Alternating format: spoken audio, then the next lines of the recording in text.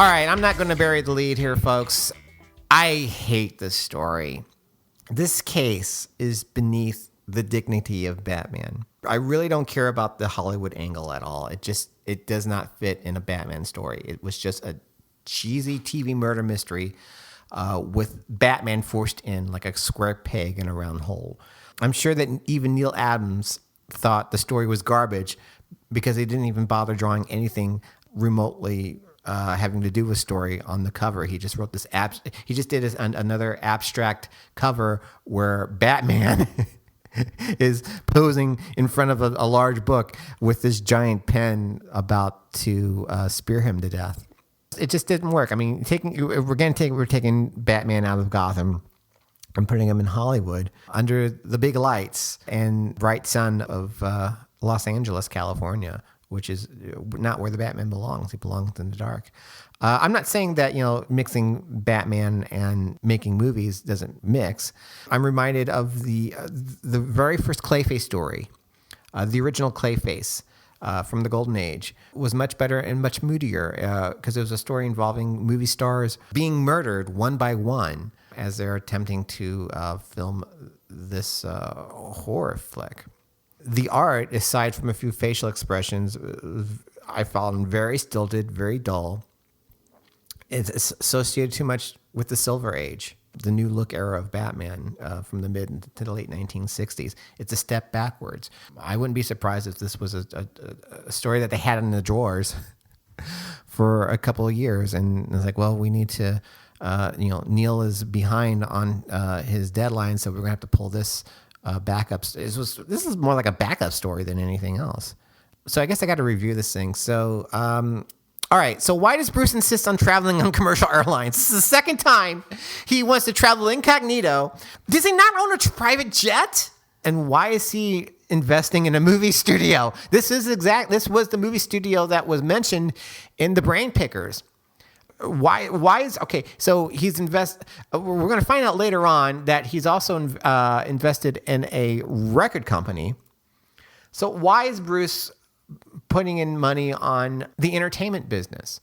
Why is he not using the money to help the citizens of Gotham, or develop the latest Batmobiles and Bat devices that he needs for his war against crime?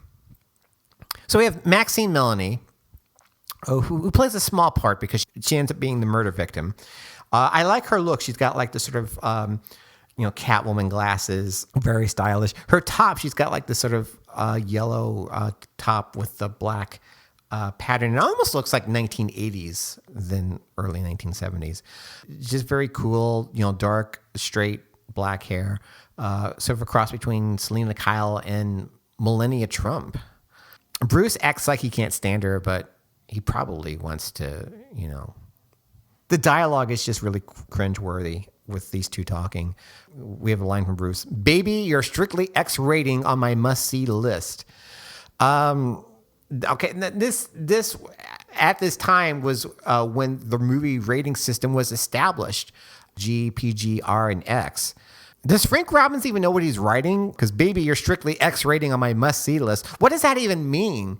The attitude that Bruce has, saying, "Lady, I wouldn't watch your movies if my life depended on it. But baby, you're strictly X rating on my must-see list," is like, okay, he's probably got like a private stash of porn in his back computer that he uses to wind down after a night of crime fighting.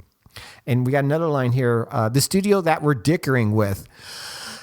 Oh, God, Frank Robbins. Yeah, I'm learning more and more about his fetishes that I even would ever want to know about a middle-aged comic book writer.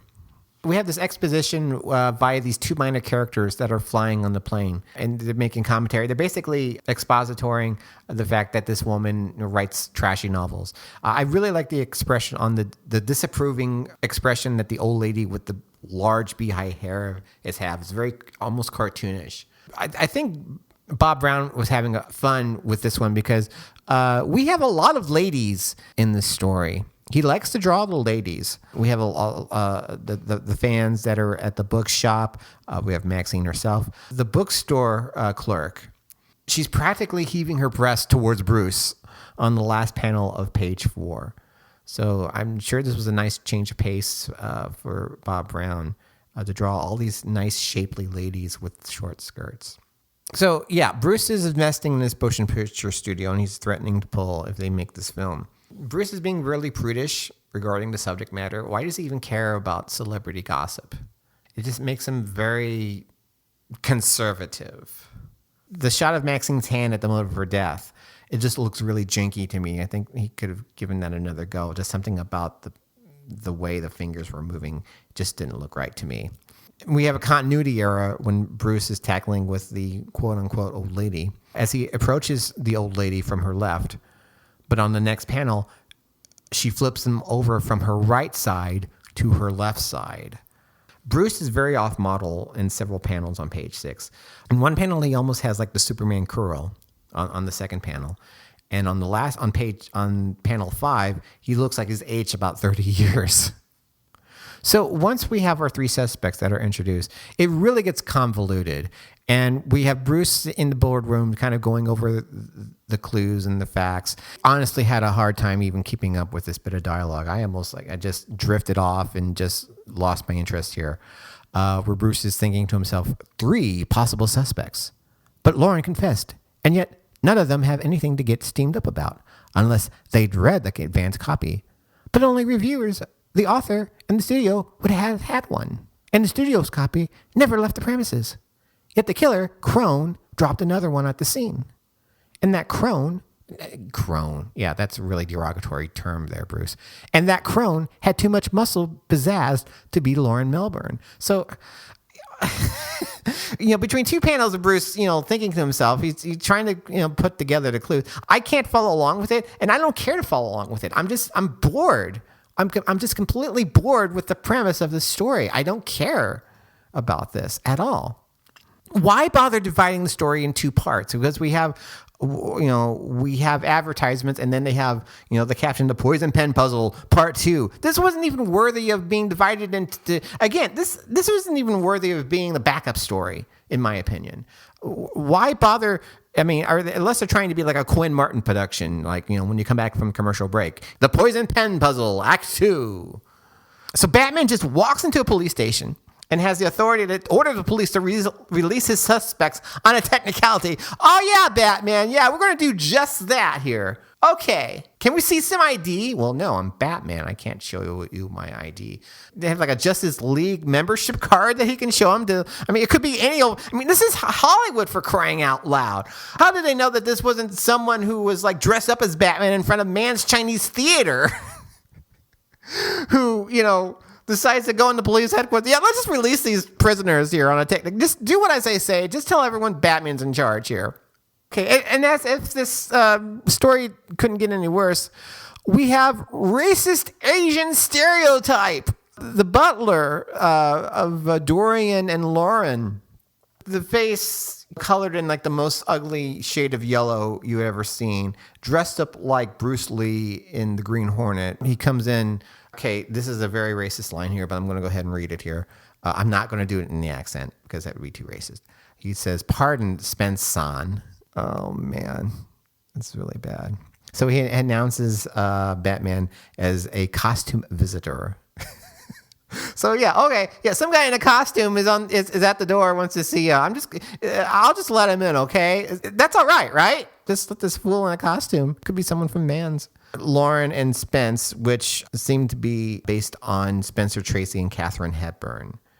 I don't think I've ever seen a Tracy Hepburn film at all. We have Lauren, who has that one bit of gray hair, and the rest of her hair is orange. Why did she bother having that bit of gray there? Just dye it the rest, the same color as you have the rest of your hair. Why are you advertising? You're an actress in Hollywood. Yeah, it's sad that women have to be as young as possible in order to get a job. I mean, maybe that wasn't so much a problem in the early 70s or before then. But in Hollywood, once you reach 30, that's it. Your career is basically over unless you're a really talented actress like Helen Mirren. So again, Bob Brown just cannot draw action. The last panel of page 12, We have Batman attempts to, I don't know what he's doing because he's grabbing Lauren's arm with his one hand, and in the other hand he's got the book. And he's like, "Pardon me, ma'am, you dropped this book," trying to get Lauren to confess. But it just looks really awkward. And then we have Dorian flipping over Batman, which again looks very, very stiff. Batman gets beaten up a lot by old men actors in this story. Batman, I don't think he gets one punch in at the end. But Batman he gets his ass kicked by a bunch of middle-aged actors. And then in the next panel, he takes a flying leap, feet first, towards Batman. I like to see like the in-between panel where this old guy is trying to get a running start. I know these mansions they have huge rooms, so we probably have to go, okay, wait right there, Batman. I'm going to run over here, and I'm going to run back towards you, and I'm going to flying leap. Feet first, I'm going to like kick you right across the chest there, Batman. And then Batman pushes Dorian into the fireplace. A good thing he wasn't lit, but he got covered in ash. I like, though, that the fireplace grate has a little Superman shield on it. Not the stylized Superman, but it's like it's diamond. It's kind of diamond shaped, and it has an S. It looks very much like a Golden Age Superman emblem. On the last panel of page 13, Batman looks just really silly. He puts his finger to his lips, trying to ponder, trying to figure out this mystery, while in the background, some crazed actor is coming from the shadows about to attack him with a poker. It's like Batman is not careful of his surroundings here. Okay, so the ending here. This line from Batman at the end, lovers who would give their life for their mate are truly the perfect couple. This is so badly written. And it's not only cheesy, I don't think it's grammatically correct. Lovers who would give their life for their mate are truly the perfect couple. Maybe that should be lovers who would give his or her life for their mate or each other's mate. I don't know. I found that a little bit. It was a bad line. It's very cheesy. The perfect way to end this Hollywood melodrama. I think this is why you don't have one writer for two Batman books, because Frank Robbins is writing both Batman and Detective at this point. And I said earlier that this may have been like a backup story that was written like beforehand, but I just can't imagine how Frank Robbins was able to keep up the pace of having to write two standalone stories for two different. I mean, Batman and Detective were two different books. I mean, there's not much variance in between Batman and Detective, so he's writing 2 issues a month, which had to have been. I mean, even in 1970, had to have been a monstrous pace to keep up with.